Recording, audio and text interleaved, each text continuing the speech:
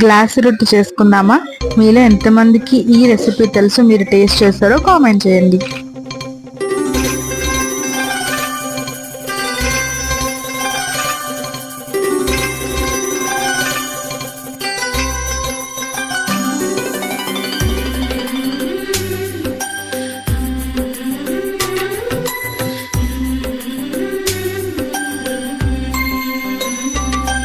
యమునా తీరం సంధ్యారాగం, యమునా తీరం సంధ్యారాగం.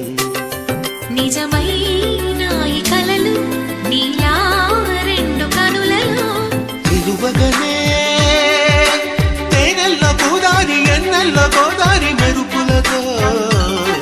యమునా తీరం సంధ్యారాగం.